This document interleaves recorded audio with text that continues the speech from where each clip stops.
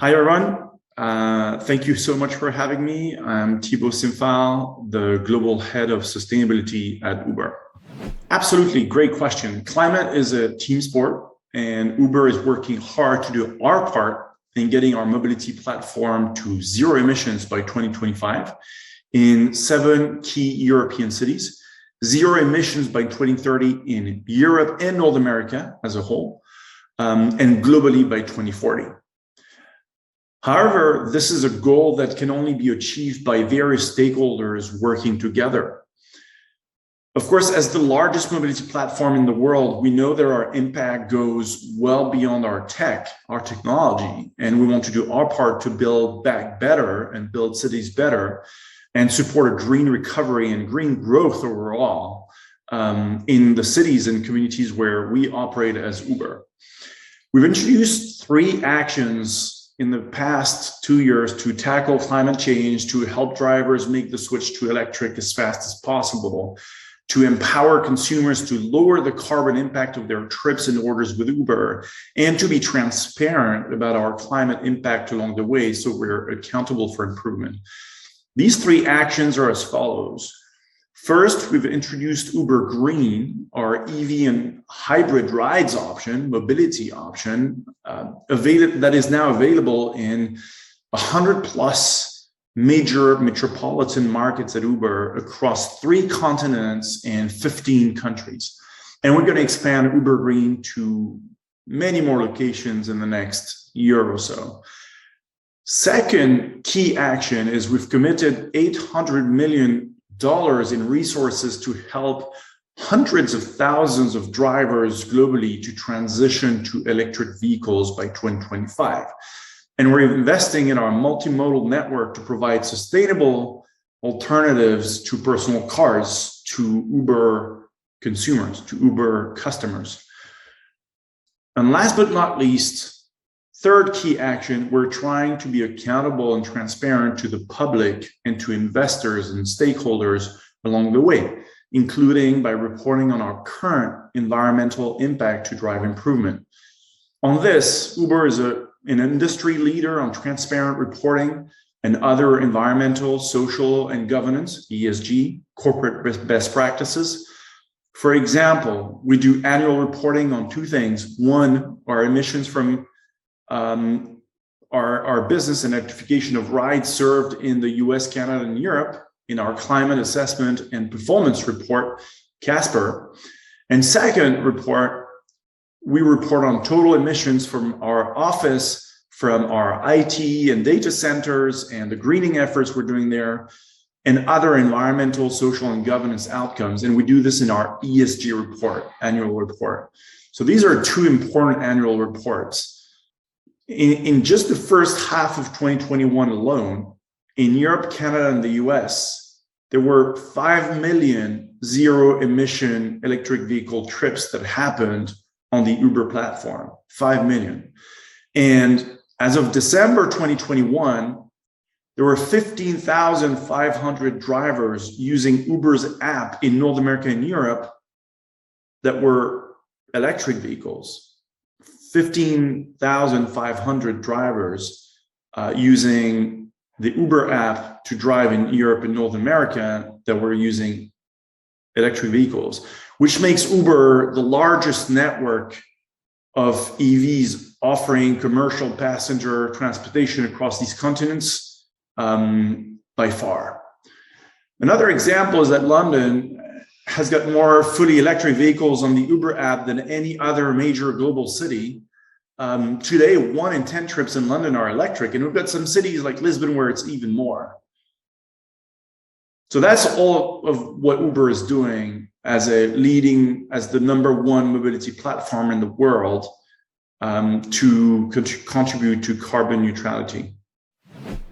Absolutely. There were 15,500 electric vehicle drivers across Europe and US and Canada in December 2021 on the Uber platform, using the Uber platform to drive, and 5 million trips that happen on the Uber platform in the first half of 2021 alone, only in Europe, Canada, and the US were zero-emission vehicle trips.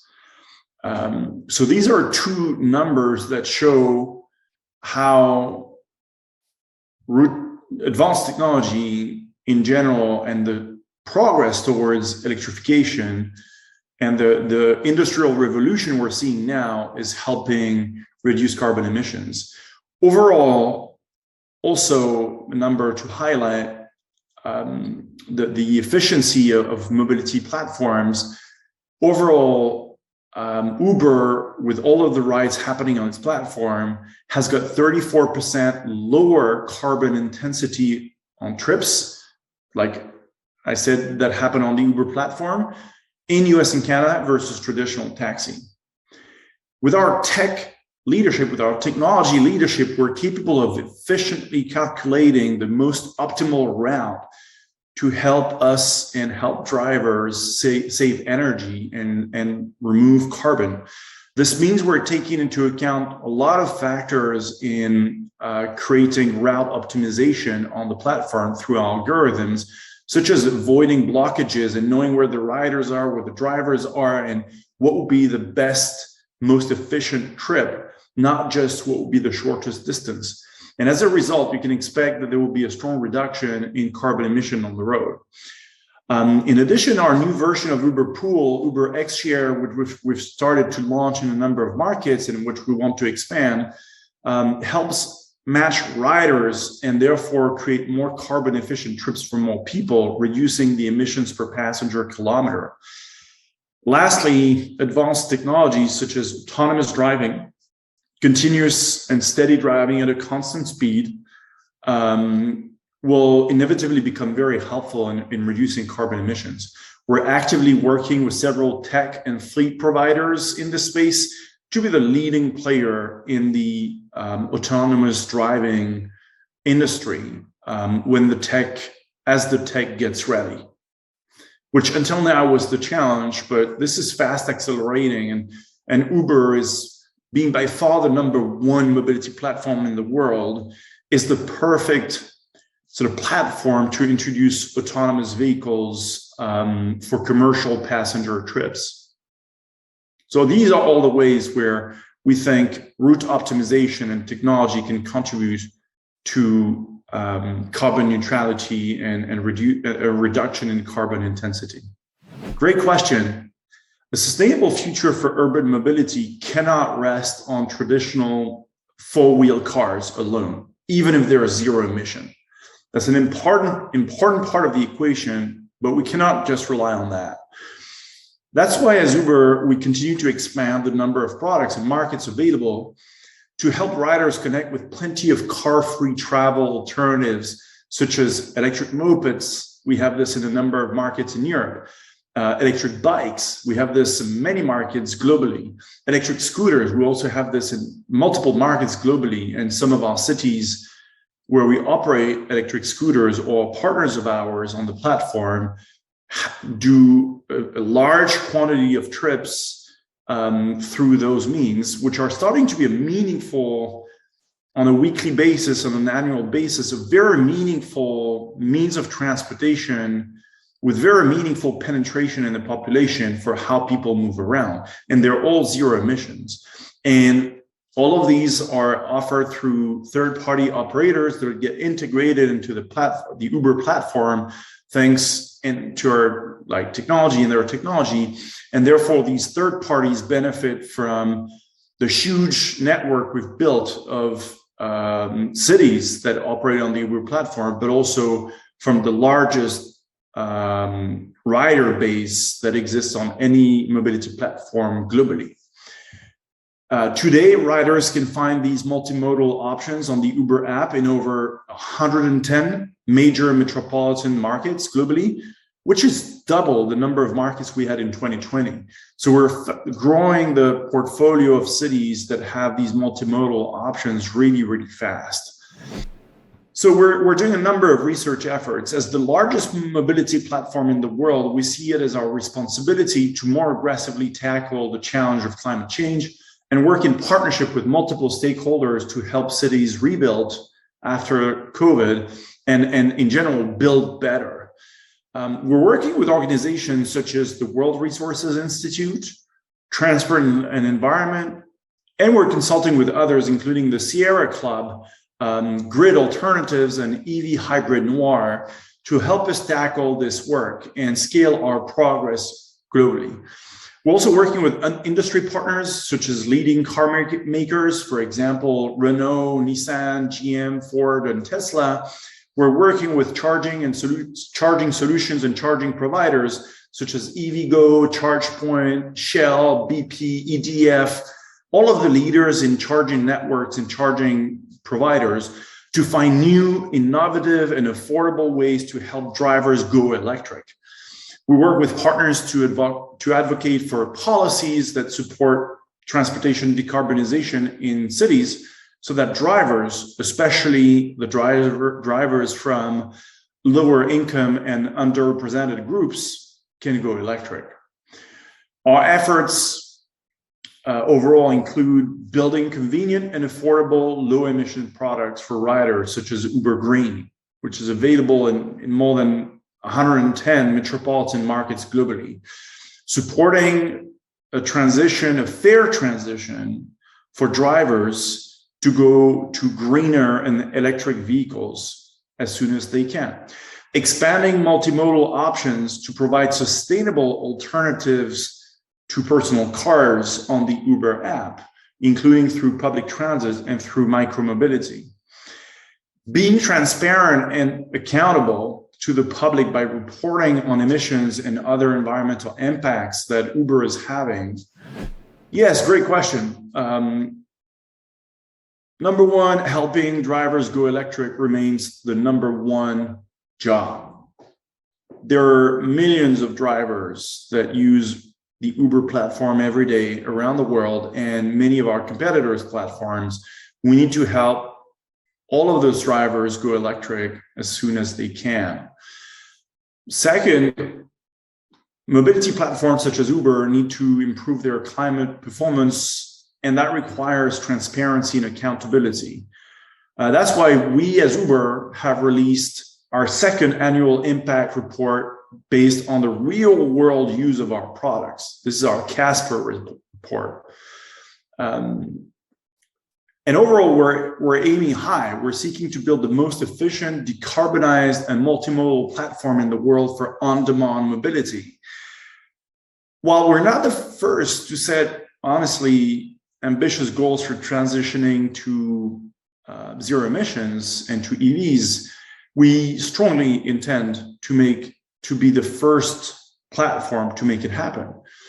Competing on sustainability between Uber and the rest of the ecosystem is a win for the world. And today we challenge other mobility platforms to move in the same direction as Uber, to electrify their fleets, and to provide a means to a fair transition in that move to electric, to offer greener products, but also to have increased transparency and accountability in their operations, in their reporting, and overall more climate action.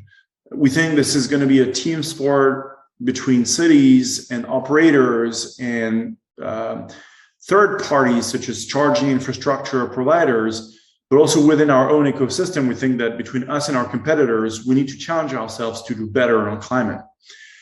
We are committed to tackling the financial barriers that prevent many drivers from going all electric, to help reduce the higher total cost of ownership and accelerate an equitable transition to EVs. Uber is supporting drivers through a comprehensive strategy. This is really important because we're talking about millions of drivers transitioning to electric. This is an industrial revolution. This is a service revolution. This is a tech revolution. And Uber, as the #1 mobility platform in the world, is strongly committed to helping overcome the barriers in that transition, the financial barriers. The first one is education.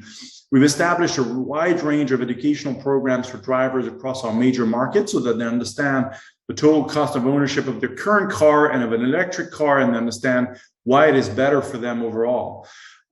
Second one is incentives. We want to make it easy and financially attractive as possible for drivers to transition to electric vehicles like the one in my background. And that requires financial incentives that Uber is providing in many different forms. The third one is savings. Climate is a team sport, and we need to partner with a lot of industry leaders. We're partnering with about 30 EV industry leaders to help drivers save money, which is really important, so that they can access on preferential terms and discounts electric vehicles, electric vehicle charging solutions, etc., and insurance and financing. And as a note, I would say that the Kia e-Niro, the Hyundai Kona, and the Nissan Leaf, as well as the Tesla Model 3, are the four top picks by Uber drivers. So the Kia e-Niro, the Hyundai Kona, Nissan Leaf, and Tesla Model 3 globally on our platform. The fourth one, in terms of how we're helping with that, is investing in the electric charging infrastructure through partnerships. We're doing partnerships, like I said earlier, with EVgo and with ChargePoint and EDF and Shell and BP and others. But we're also doing direct investment like we did recently in London.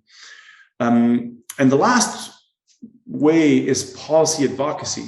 Policy drives EV markets. That's why we work with partners to advocate for win-win policies that support transportation decarbonization in cities and reducing barriers so that drivers, especially those from lower income and underrepresented groups, can go electric.